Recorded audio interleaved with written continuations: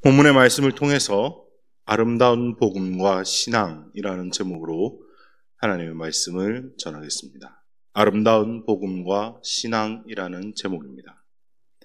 사람은 누구나 아름다운 것을 추구하며 아름다운 것에 이끌리기 마련입니다. 이 아름다움을 대표하는 뜻이 사실은 외관상에 보이는 것에 집중될 때가 많지만 세상에는 보이지 않는 아름다움도 존재합니다. 예를 들면 지하철 앞에서 평생 김밥을 팔아오신 할머니께서 자신의 전 재산인 돈을 장학금으로 기탁하는 모습, 그런 말들을 우리는 미담, 아름다운 이야기라고 부르기도 합니다. 미담에서 이야기하는 아름다움은 외적인 아름다움과는 거리가 조금 먼 아름다움이죠. 그렇습니다. 이처럼 아름다움을 정의하는 기준은 저마다 다를 것입니다. 왜냐하면 아름답다라는 이 가치 자체가 주관적일 수밖에 없으며 각자의 가치관에 의해 결정되는 것이기 때문입니다. 그러나 그것이 어찌되었든 간에 우리는 모두 아름다운 것을 좋아합니다. 아름다움은 사람들로 하여금 끌어당기는 매력이 있는 단어입니다. 오늘 하나님의 말씀에서도 핵심 요절에 꼽혔던 아름다움에 대해서 말씀하고 계신 것은 확인할 수 있습니다. 그래서 성경에서는 아름다움을 어떻게 정의하고 있는가 궁금해지기 시작했습니다. 어제 제가 설교를 준비하면서 이 아름다움이라는 단어를 성경에 검색을 해봤더니 200개가 넘는 결과가 나왔습니다. 하나하나 살펴보니까 거의 다 외적인 아름다움에 대해서 말씀을 하고 있었어요. 그런데 오늘 본문을 보게 되면서 조금 더 궁금해지기 시작했습니다. 오늘 본문도 외적인 아름다움에 대해서 이야기하는 것 같지는 않기 때문입니다. 바울 사도께서 이제 자신의 마지막이 다가옴을 알고 자신의 아들과 같은 디모데에게 유언과도 같은 이 편지를 남기는 시점에서 과연 무슨 아름다움을 지키라고 하는 것일까? 우리 함께 말씀을 깊이 상고하며 묵상해 보도록 하겠습니다. 첫 번째 주안점입니다. 아름다운 복음에 대해서입니다. 아름다운 복음에 대해서. 여기서 바울 사도께서 말씀하시는 아름다운 것이란 14절에 말씀하시는 아름다운 것이란 바로 그 윗구절인 13절을 수식합니다. 13절도 지키라. 본받아 지키고 14절도 마지막에 아름다운 것을 지키라라고 되어 있습니다. 둘이 같은 구조죠. 13절은 어떻게 되어 있습니까? 믿음과 사랑으로서 내게 들은 바 바른 말을 본받아 지키고. 믿음과 사랑. 그 사이에 뭔가 우리는 익숙하게 잘 알고 있습니다. 믿음과 소망과 사랑이겠죠. 그러면은 이 믿음과 소망과 사랑 중에 소망이 빠졌는데 그 뒤에 바른 말이 붙었습니다. 그러면 소망과 바른 말을 치환할 수 있을까요? 꼭 그런 건 아니지만 상당한 유사성을 가지고 있습니다. 바울 사도께서 로마서 8장 24절에 우리가 소망으로 구원을 얻었음에 라고 말씀하십니다. 소망으로 구원을 얻었음에 보이는 소망이 아니니 보는 것을 누가 바라리요 라고 소망으로 얻는 구원에 대해서 이야기하고 있습니다. 소망으로 얻는 구원은 무엇입니까? 즉 복음이라는 이야기입니다. 복음에 대해서 이야기하고 있는 것입니다. 믿음과 사랑으로서 바울 사도께서 디모데에게 전한 바른 말은 한마디로 요약하자면 복음이다라는 말입니다. 복음. 사랑하는 성도 여러분, 우리에게 이 복음은 가히 따를 만한 아름다운 것입니까? 복음은 지금 현재 여러분에게 애써 쫓으며 살아갈 지침이 되고 있으십니까? 때때로 우리는 복음과 동떨어진 삶의 형태를 살아가면서도 스스로 복음의 홍수 속에 있으니 나도 그 복음 안에 일치하는 삶을 살아간다고 착각하며 살아갈 때는 있지 않은지요. 오히려 복음의 홍수보다 세상의 물결에 휩쓸리면서 살아가고 있진 않은가 돌아봐야 할 것입니다. 제가 말씀을 준비하면서 기도하는데 주님께서 주신 음성이 있었습니다. 이 본문을 며칠 전부터 계속 묵상하면서 아름다운 것이 뭡니까, 주님? 주님, 무엇이 아름다움입니까? 무엇이 복음의 아름다움입니까? 무엇을 복음의 가치로 삼아야 합니까? 라고 기도했더니 주님께서 이런 음성을 주셨습니다. 나의 신실함이 아름다움이다. 그렇습니다. 주님의 신실하심, 이것이 바로 복음의 핵심입니다. 인간은 너무나 가변적이고 자기의 기분에 따라 주님을 대하는 태도가 휙휙 바뀝니다. 주님을 사랑한다라고 말하면서도 자신의 기분이 나쁘면 팩팩 돌아서는 게 인간입니다. 그러나 그런 인간을 사랑하시고 그런 사람을 주님 닮은 자로 변화시키기 위해서 십자가에 달리신 주님의 사랑이 바로 복음의 아름다움이다라고 말씀하시는 것입니다. 오늘 하나님께서는 바울 사도의 입을 통하여 저와 여러분에게 요청하십니다. 우리 안에 거하시는 성령으로 말미암아 저와 여러분에게 부탁한 아름다운 복음을 지키라고 말입니다. 그렇다면 어떻게 하는 것이 복음을 지키는 삶입니까? 두 번째 주안점입니다. 믿음을 실천하는 삶입니다. 믿음을 실천하는 삶. 너무나 당연한 이야기죠. 너무나 당연한 이야기인데 이게 가장 어려운 이야기입니다. 오늘 본문에는 생소한 이름이 등장합니다. 바로 부겔로와 호모게네 그리고 오네시보로입니다. 이 세 사람의 이야기를 통해서 오늘 설교의 핵심을 이야기하고자 합니다. 먼저 부겔로와 호모게네입니다. 이들에 대해서 찾아봤더니 성경에 딱 오늘 본문에만 기록되어 있습니다. 창세기부터 요한계시록까지 이들의 이름이 딱 한 번 등장하는데 오늘 본문에만 등장한다 이 말입니다. 이들이 누굴까요? 이들이 무엇 때문에 바울을 떠났는지, 어떻게 떠나게 된 건지, 어떤 사람들이었는지 정확하게 성경에 기록되어 있지 않기 때문에 정확하게 알 수 있는 방법은 없습니다. 그러나 상황과 배경을 통해서 유추해 볼 수는 있습니다. 바울은 전 세계를 돌아다니면서 복음을 전파했었고 그 복음에 일치한 삶을 살아내고 있었습니다. 그런 바울의 말과 행실을 보고 많은 사람들이 예수님께 돌아온 것도 사실입니다. 그러면서 바울의 제자들이 많아졌죠. 아마도 이 부겔로와 호모게네에 대해서도 바울이 특별한 설명을 하지 않은 것으로 보아 바울과 디모데 그리고 부겔로와 호모게네는 서로 아는 사람이었다라고 이야기할 수 있겠습니다. 누구누구의 아들, 어느 지역의 누구 이렇게 설명하지 않았어요. 그냥 부겔로, 호모게네. 이 말은 뭡니까? 이 사람이 디모데를 알고 있다라는 거죠. 디모데도 부겔로와 호모게네에 대해서 이미 알고 있다라는 시점입니다. 왜냐하면 바울이 아시아에서 자신을 버린 사람들이 많음에도 그 두 사람만 이름을 콕 찍어서 밝힌 이유가 디모데가 알고 있기 때문에 말한 것이죠. 아마 바울과 디모데가 서로 동력할 때 같이 도와줬던 사람이거나 바울과 디모데가 함께 있을 때 사역을 도와서 공통적으로 함께 이렇게 사역하면서 지내던 사람이었을 가능성이 아주 높습니다. 이는 이 부겔로와 호모게네가 뜨내기 수준의 신앙인이 아니었다라는 반증입니다. 그리고 또 다른 낯선 이름이 등장합니다. 오네시보로라는 사람인데요. 이 사람 앞서 등장했던 부겔로와 호모게네와는 달리 감옥에 갇힌 바울 자신을 찾아와주고 돌봐주었다고 그에게 감사하는 바울의 글을 읽을 수 있습니다. 그렇다면 우리는 여기서 의문점 하나를 발견할 수 있는데요. 어떻게 해서 부겔로와 호모게네는 바울을 떠났고 오네시보로는 오히려 바울을 찾아왔을까요? 상황은 똑같은데 말입니다. 무엇이 차이겠습니까? 부겔로와 호모게네는 바울이 2차 선교여행 중 빌립보에서 실라와 함께 감옥에 갇혔을 때 찬송과 감사로 오히려 감옥에서 나올 수 있었던 것을 이미 들어서 알고 있었을 것입니다. 왜? 같이 사역했으니까요. 그렇게 해서 그런 일들이 기적이 일어나는 것을 보고 바울의 제자가 되겠다고 결심했었으니까요.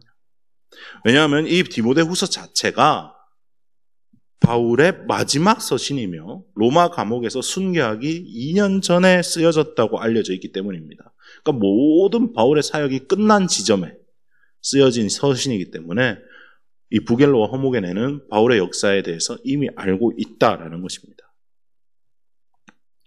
그런데 마지막 3차 여행 때 이제 바울이 잡혀있는 이 시점에 부겔로와 호모게네는 다시 바울이 지하 감옥에 갇히자 자신의 믿음을 포기하고 자신의 신념을 버리고 바울을 버리고 떠납니다.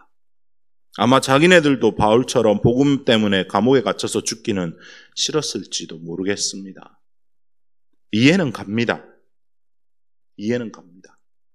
그러나 그들은 자기가 들어서 아는 것, 그리고 자신이 믿는다고 생각하는 그 신념을 지키지 못하고 떠났다라는 것입니다.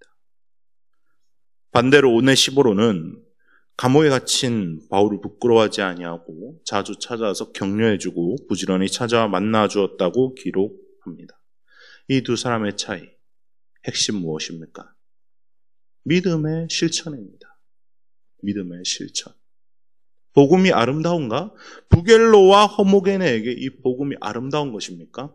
아니요. 이제 그들은 세상이 아름다운 것입니다. 오네시보로에게 복음은 아름다운 것입니까? 예, 그렇습니다. 그 차이는 뭡니까? 믿음을 실천했는가, 실천하지 않았는가? 그 차이입니다. 많은 사람들이 믿음이 있다고 이야기하지만 조그마한 시험거리가 닥쳐오면 믿음 어디 가고 없고 어떻게 하면 자신에게 이득이 될 수 있는 방향으로 문제를 해결할까에 몰두한다라는 것이죠. 예수님을 따르는 많은 제자들도 그랬습니다. 요한복음 6장을 읽어보면 예수님께서 자신을 생명의 떡으로 소개하는 부분이 나오죠. 이때 따르는 수많은 무리들, 아니 제자들로 표현되고 있는데 따르는 수많은 제자들, 그 사람들조차도 이 말이 어렵도다. 누가 이 말을 이해할까? 라고 생각하고 예수님을 떠나고 다시는 예수님과 동행하지 않았다라고 기록되어 있습니다. 예수님을 따랐던 제자들조차 말입니다. 12제자 말고요. 믿음은 우리의 기분과 상황에 따라서 변하는 것이 아닙니다. 절대적인 믿음이 있어야 합니다. 부겔로와 호모게네의 결말을 보십시오. 그들을 믿음의 사람이라 부를 수 있겠습니까? 항상 저는 생각합니다. 믿음을 끝까지 지키는 것이 가장 최고의 믿음이자 정말 아름다운 모습이다 라고 말입니다. 얼마 전에 담임 목사님께서 설교 도중에 본인의 무덤의 비석이 어떻게 쓰여지길 원하나라는 말씀을 하신 적이 있습니다. 그때 저도 생각했습니다. 말씀을 들으면서. 무익한조, 백정제, 여기에 잠들다. 끝까지 충성한 종, 여기에 잠들다. 끝까지 지키는 것. 오네시보로처럼 끝까지. 오네시보로, 그야말로 아름다운 신앙의 모습을 보여줍니다. 오늘 오네시보로가 로마에 있을 때 부지런히 바울을 찾아와서 만났다라고 합니다. 이 17절에 부지런히라고 되어 있습니다. 부지런히. 이 부지런히의 원어, 헬라 원어로 어떻게 되는지 보니까 스푸다이오스라는 단어인데요. 원래 뜻은 급히입니다. 급하게. 디도서 3장 13절에 율법교사 세나와 아볼로를 급히 먼저 보내어 그들로 부족함이 없게 하고라고 쓰인 구절에 이 급히라고 번역된 단어 스푸다이오스입니다. 이 말은 오네시보로가 바울이 투옥되었다라는 소리를 듣자마자 급하게 바로 즉시 찾아왔다라는 이야기입니다. 그리고 그 말은 열심을 내었다라는 거예요. 다른 일을 제쳐두고 우리 바울 선생님이 로마의 감옥에 잡혔다고 바로 만사제쳐두고 달려간 겁니다. 왜요? 바울이 선생님이니까요. 스승이니까요. 믿음의 멘토니까요. 열심을 내었다라는, 복음에 대해서 열심을 내었다라는 것입니다. 내가 바울 선생님 대신에 뭔가 밖에 있을 때 뭔가라도 하나 더 하겠다라는 의지가 있는 결단이었다라는 것입니다. 복음이 그 사람에게는 아름다웠기 때문입니다. 오늘 저와 여러분에게, 스스로에게, 그리고 여러분에게 다시 묻고 싶습니다. 복음은 아름다운 것입니까? 그렇다면 그 아름다운 것을 위하여 열심을 내어서 그 복음을 실천해야 한다라는 것입니다. 부겔로와 호모게네도 믿음은 있었지만 그 믿음이 아는 것에 그쳤고 오네시모로는 소식을 듣자마자 열심을 내어서 급히 달려갔습니다. 우리는 어떤 믿음입니까? 말로만 하는 신앙인입니까? 행동하는 신앙인입니까? 아직 말로만 하는 신앙에 그치고 있다면 아직 늦지 않았습니다. 믿음을 일으켜 내십시오. 믿음대로 살아가십시오. 세상과 타협하지 마십시오. 야고보서 2장 26절은 우리의 삶의 지침이 되어야 할 말씀일 것입니다. 영혼 없는 몸이 죽은 것 같이 행함 없는 믿음은 죽은 것입니다. 아름다운 것을 지키며 복음대로 살아내는 그런 저와 여러분 되시길 주님의 이름으로 축원드립니다. 말씀을 마무리하겠습니다. 오늘 바울 사도는 디모데에게 아름다운 것을 지키라고 말씀하십니다. 그러면서 또 아름다운 신앙인이었던 오네시모로를 소개하고 있습니다. 이는 이 본문을 통해서 이 본문을 읽는 독자들에게 복음이 과연 내 삶에 얼마나 아름다운 것으로 생각하고 복음을 위해 모든 것을 걸고 살아가고 있는가 돌아보게 만들어줍니다. 또한 복음이 아름다운 것이라면 그 복음을 따라 믿음대로 살아가길 요청하고 있습니다. 부겔로와 호모게네를 생각하며 또 오네시모로를 생각하며 복음을 향한 열정, 아름다운 것을 추구하며 참된 신앙인으로 살아가는 저와 여러분 되시길 주님의 이름으로 축원합니다. 이제 말씀을 생각하시면서 찬송가 461장 찬송 드리시겠습니다.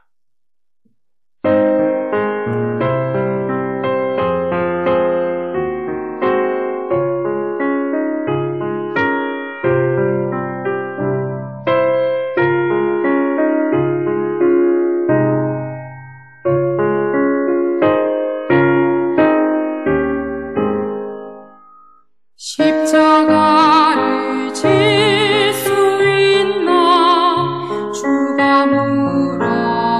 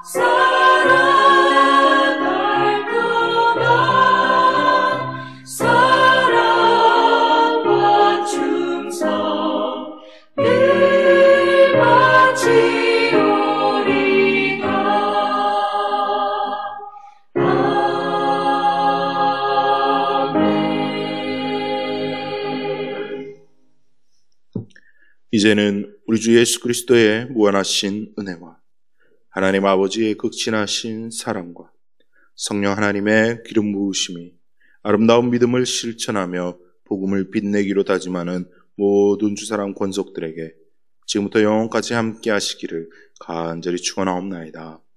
아멘.